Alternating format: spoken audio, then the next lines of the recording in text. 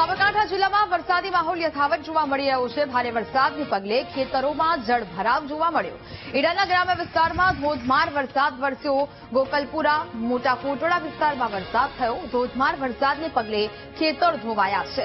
કપાસ, મગફળી, સોયાબીન સહિતના પાકને મોટા પ્રમાણમાં નુકસાન થયું હોવાના દ્રશ્યો સામે આવી રહ્યા છે। ભારે વરસાદને કારણે અનેક ખેતરો બેટમાં ફેરવાયા હોય તેવી પરિસ્થિતિ જોવા મળી રહી છે અને જેને કારણે હવે ખેડૂતોને નુકસાન જવાની ભીતિ સેવાઈ રહી છે।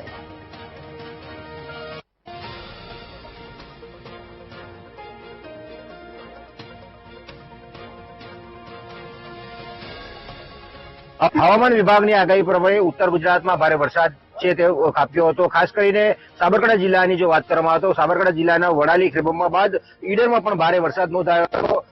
ઈડરના ગોકલપુરા, ખાધોલ અને મોટા કોટડામાં ભારે વરસાદને પગલે ઠેર ઠેર પાણીના દ્રશ્યો સર્જાયા હતા। ભારે વરસાદને પગલે ખેતરો છે તે બેટમાં ફેરવાયા હતા અને ખેડૂતોએ વાવેલો મગફળીનો પાક છે તે પાણીમાં ગરકાવ થઈ ગયો છે। આપ જે દ્રશ્ય જોઈ રહ્યા છો તે કોઈ ખેતરના દ્રશ્ય છે, કોઈ તળાવના દ્રશ્ય નથી। આ ખેતરની અંદર પાક વાવેલો છે અને તે પાક છે તે જમીનમાં પાણીમાં જે ગરકાવ થયો હતો અને હાલ ખેડૂતોના જે મહામૂલ્ય પાક છે તે પાણીમાં ગરકાવ થતા ખેડૂતોની હાલત કફોડી થઈ છે।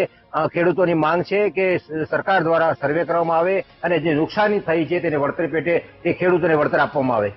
કેમેરામેન રાજકમલની સાથે સંદીપ પટેલ, વીટીવી, ઈડર।